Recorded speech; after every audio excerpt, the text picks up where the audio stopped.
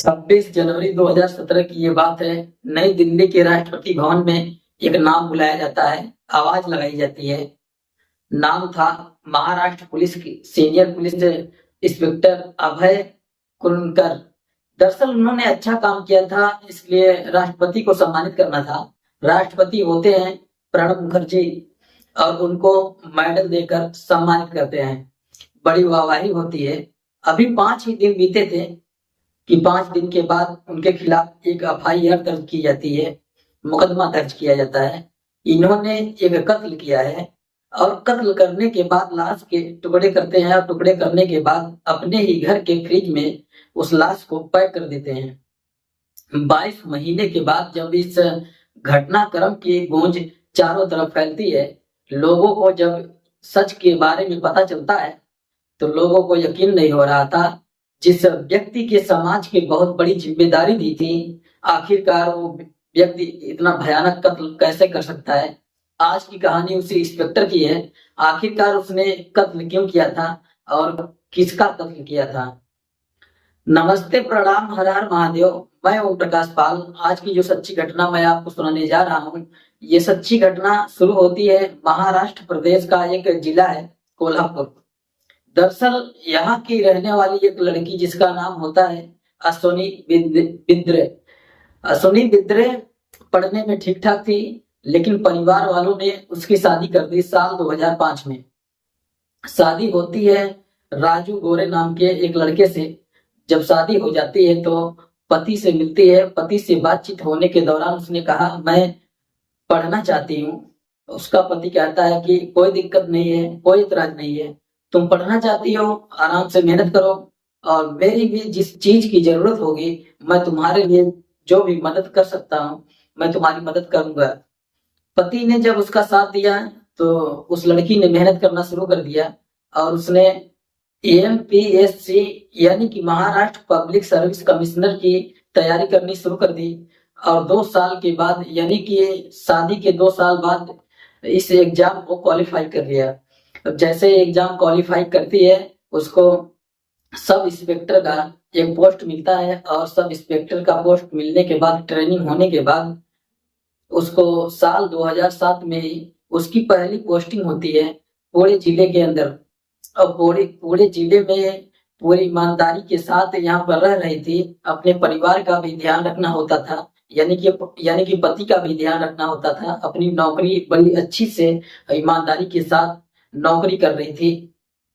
3 साल तक यहाँ पर पोस्टिंग रहती है और 3 साल के बाद इनका ट्रांसफर यहाँ से हो जाता है और ट्रांसफर होकर सीधा जाती है सांगली जिले में। और सांगली जिले में जब पहुंचते हैं, वहां जाने के बाद अपनी एक बेटी भी पैदा हो जाती है। इस बीच में बड़ी प्यारी सी और बेटी और पति के साथ सांगली में जाकर शिफ्ट हो जाती हैं। एक कमरा लेती हैं और रहना सहना शुरू कर देती हैं। लेकिन कई बार जिम्मेदारी मिला करती थी, इसलिए जिम्मेदारी मिलने के बाद थोड़ा सा अटक जाया करती थी, समझ नहीं आता था, इसलिए अपने सीनियर के पास पहुंच जाया करती थी। सीनियर इंस्पेक्टर थे उसी थाने के अंदर जिस थाने में इनकी पोस्टिंग होती है। उनका नाम अभय कुरंदकर होता है और उनके पास जाती हैं, उनसे मदद मांगती हैं। बहुत अच्छा स्वभाव होता है इंस्पेक्टर का। लेडीज इंस्पेक्टर का मदद कर दिया करते थे। जब मदद कर दिया करते थे तो थैंक यू बोलने पर उनका नहीं, थैंक यू बोलने का कोई जरूरत नहीं है, हम लोगों का ये काम है। इसी तरह से जब अच्छी अच्छी बातें इन दोनों के बीच होती थी तो अच्छी अच्छी बातों की वजह से इनकी दोस्ती हो जाया करती थी और दोस्ती ज्यादा गहरी होने लगती है। इसलिए दोस्ती के बीच में ही प्यार भी हो जाता है और प्यार कुछ ज्यादा ही हो जाता है। लेकिन इन्हें मिलने मिलाने का कहीं मौका नहीं मिलता था। ये महिला ड्यूटी करती थी और ड्यूटी करने के बाद फिर अपने घर पे आ जाया करती थी और घर पर बेटी और पति इंतजार कर रहे थे। उधर जो इंस्पेक्टर होता है उसकी भी शादी हो चुकी थी, 2 बच्चों का बाप होता है।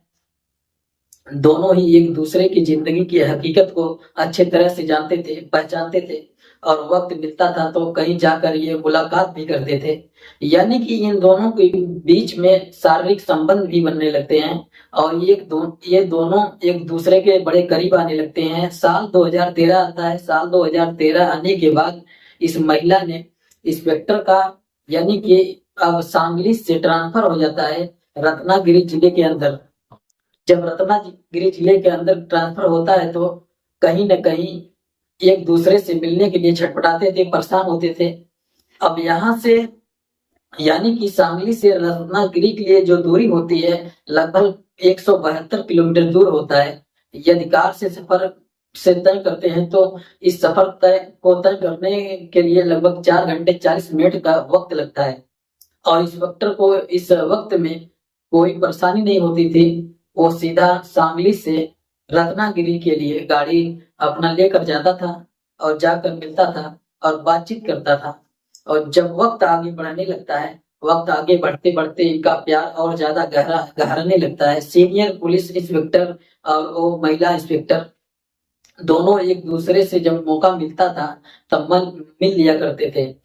अक्टूबर 2014 का वो महीना था। एक दिन इस महिला इंस्पेक्टर ने अपने पति, जिसका नाम होता है राजू गोरे, उससे कहती है कि मैंने शादी कर ली है, यानी कि अगर तुम्हें यकीन न हो तो मेरे पास कुछ डॉक्यूमेंट्स हैं, कुछ कागज हैं, इन्हें देख सकते हो और मैं आपकी जिंदगी से अब दूर जाना चाहती हूँ। तुम बेटी को लेकर आराम से रहना और मैं कभी कभार इससे मिलने के लिए आ जाया करूंगी। यानी कि उस महिला इंस्पेक्टर ने अपने पति को समझाने की कोशिश की।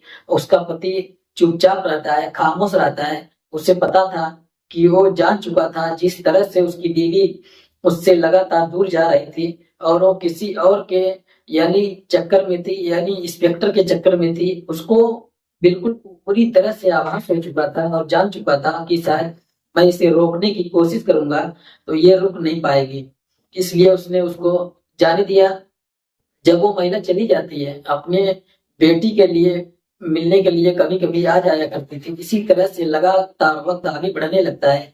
4 महीने तक अपनी बेटी से मिलने के लिए आती रही, लेकिन 4 महीने जब बीत जाते हैं फरवरी 2015 में, उसके बाद फिर वो अपनी बेटी से कभी मिलने के लिए नहीं आई।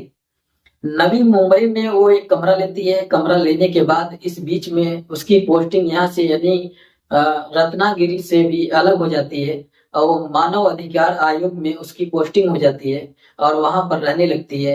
एक कमरा ले लिया था और अब कोई रोक नहीं थी, टोक नहीं थी। अब इंस्पेक्टर उसके कमरे में आता था, रुकता था। एक दूसरे के साथ ये लिविंग रिलेशनशिप में रहना शुरू कर देते हैं और ऐसे ही करके वक्त आगे बढ़ते चले जाता है। जिंदगी की इनके खूबसूरत दिन होते हैं। 11 अप्रैल 2016 को एक दिन ये अपने कमरे से निकलते हैं। गार्ड से कहते हैं कि गार्ड, मुझे दूध वाले से बोल देना कि कई दिन दूध लेकर न आए, मुझे जरूरी काम से कहीं बाहर जाना है। यहाँ से निकल जाती है। 15 अप्रैल 2016 को उसका भाई होता है, छोटा भाई, जिसका नाम आनंद होता है, जो किसी दूसरे शहर में रहकर नौकरी करता है, उसको एक व्हाट्सएप करते हैं। व्हाट्सएप करने के बाद कहते हैं कि मैं किसी काम से यूपी जा रही हूँ, वहां पर मुझे एक मामले की जांच पड़ताल करनी है, इसलिए परेशान होने की बिल्कुल भी जरूरत नहीं है। कुल मिलाकर अपने भाई को मैसेज करती हैं। करने के बाद ये चली जाती हैं और उसके बाद लगभग 1 महीना बीत जाता है। 1 महीना बीतने के बाद मई का प्रथम सप्ताह था, साल 2016 की ये बात है। पुलिस हेडक्वार्टर से कोहरापुर एक लेडीज इंस्पेक्टर के पिता के पास फोन पहुंचता है कि तुम्हारी बेटी कई दिन से ड्यूटी पर नहीं आ रही है, क्या बात है। उसके पिता कहते हैं कि वो तो वहां ड्यूटी ही कर रही है, अभी बोल कर गई थी वो उत्तर प्रदेश में जा रही है इसी किसी मामले की जांच करने के लिए। उन्होंने कहा कि ऐसा कोई जांच नहीं है, ऐसा कोई मामला नहीं है। जैसे ही उस लड़की यानी इंस्पेक्टर के पिता ने ये बात सुनी, उनके पैरों तले जमीन खिसक जाती है। अपने बेटे आनंद से कहते हैं कि बेटा, तुम्हारी जो बहन है वो काफी दिन से गायब है, उसका कहीं पता ही नहीं है, क्या तुम उसकी ढूंढने में मदद करोगे। वो भाई छुट्टी लेकर सीधा मुंबई पहुंचता है। वहां आने के बाद अपनी बहन को तलाश करना शुरू कर देता है। जिस जिस व्यक्ति के संपर्क में वो महिला थी, जहां जहां वो रहती थी, वहां वहां उसका भाई आनंद लगातार जाता था, लेकिन कहीं से कोई सफलता उसे मिलती नहीं है। जब सफलता नहीं मिलती, 14 जुलाई 2016 को का कालम बोली एक पुलिस स्टेशन होता है, वहां जाकर अपनी बहन की गुमशुदगी दर्ज कराई और दर्ज कराने के बाद पुलिस से लगातार कोशिश कर रहा था और कोशिश कर रहा था कि तुम जितनी जल्दी हो सके उसकी बहन मिल जाए तो अच्छा है। बहन मिल नहीं रही थी, इसलिए लगातार कोशिश करते रहता है। ठीक 1 साल बीत जाता है और 1 साल के बाद पता नहीं चलता कि किसी तरकीब से वो महाराष्ट्र के मुख्यमंत्री से मिलने का समय लेता है और जो उसका पहला पति होता है वो भी मिलने का समय लेता है। और मिलने के समय लेने के बाद मुख्यमंत्री इस मामले की जांच पर अच्छे से कराते हैं, ईमानदारी से कराते हैं। जब जांच का सिलसिला शुरू होता है तब जाकर पुलिस के सामने जो चौंकाने वाली बातें आती हैं वो बात अपने आप में हैरान करने वाली थी। दरअसल पुलिस सबसे पहले इसके पति को उठाया, उससे बातचीत की। उसने कहा कि तुमने अपनी पत्नी को कहाँ छुपाया, अपनी जगह बताओ। जब ये बात पति तक पहुंचती है, पति कहता है मुझसे पूछने की जरूरत नहीं है, बिल्कुल उससे पूछो जिससे वो बहुत सारी बातें करती थी, जिससे साथ रहकर बात करती थी। और मेरे पास तो वो अक्टूबर 2014 से लापता हो गई है, मुझे इस बारे में ज्यादा जानकारी नहीं है। जैसे ही एक नाम आता है अभय कुरुंदकर, जो कि पुलिस का इंस्पेक्टर होता है, सीनियर इंस्पेक्टर, उससे पुलिस कैसे बात करे। लेकिन जब मुख्यमंत्री की तरफ से आदेश आता है तो उससे बातचीत करने की कोशिश की जाती है। वो कहता है कि हाँ, जिस दिन वो वहां अपने ऑफिस से निकली थी, मानव अधिकार आयोग के ऑफिस से निकली थी, शाम 6:40 पर वो भयंकर वहां पर एक कमरा होता है, वहां पर आती है। 11:40 पर हम एक होटल में रहते हैं, खाना खाते हैं, इसके बाद वो चली जाती है। इस लेडीज इंस्पेक्टर का नंबर इसी बीच में स्विच ऑफ हो जाता है। उसके बाद उसका नंबर खुलता जरूर है, लेकिन फिर वो मिलती नहीं है। कहाँ जाती है, कहाँ नहीं जाती, इसके बारे में पता करने की कोशिश करते हैं। इसी बीच में उस इंस्पेक्टर के नंबर के सीडीआर जब निकलवाई जाती है तो उसमें एक ऐसा नंबर था जिससे लगभग कई सालों से बहुत सारी बातें होती थी। जब उस व्यक्ति को पुलिस तलाश करने की कोशिश की तो उसका नाम निकल कर आता है कुंदन भंडारी। कुंदन भंडारी लगभग 20 साल से इसी इंस्पेक्टर का ड्राइवर होता है। उससे पूछा जाता है कि तुम उस दिन कहाँ थे, यानी दोनों की लोकेशन ठीक ठाक थी, यानी भाईंदर जिले में ही आ रही थी, भाईंदर जगह में आ रही थी। जब इससे कुंदन भंडारी से पूछा जाता है, वो कहता है कि मैं साहब के साथ उसमें होटल में ही रुका हुआ था जिस होटल में इन्होंने खाना खाया था। अब पुलिस ने वहां पर जाकर जब चेक किया तो पता चलता है कि वहां पर एक महिला जरूर आई थी, लेकिन ड्राइवर नहीं आया था, न ही ड्राइवर रात को रुका था।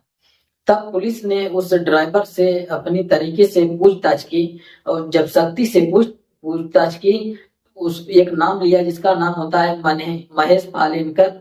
जब महेश पालेनकर जो होता है वो पुलिस इंस्पेक्टर का बहुत खास दोस्त होता है, बचपन का दोस्त होता है। जब पुलिस उसको उठाती है, गिरफ्तार करती है, उसके साथ जब सख्ती से पेश आती है तब वो कहानी बताता है।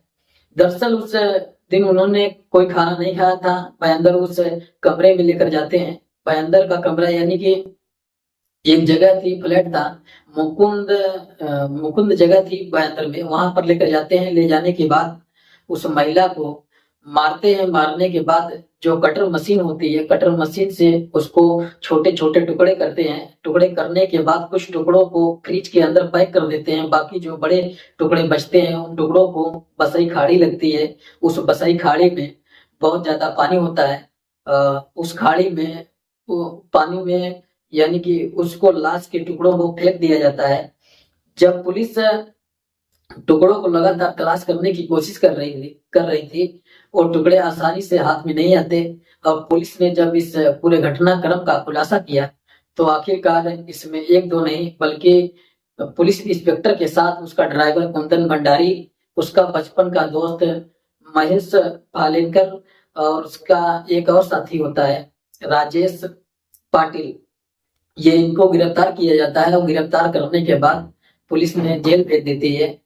ये व्यक्ति जिसको हाल ही में अभी भारत के राष्ट्रपति प्रणब मुखर्जी ने सम्मानित किया था, उस व्यक्ति ने एक महिला यानी कि अपने प्रेमिका के, जो कि शादीशुदा होती है, वो खुद भी शादीशुदा होता है।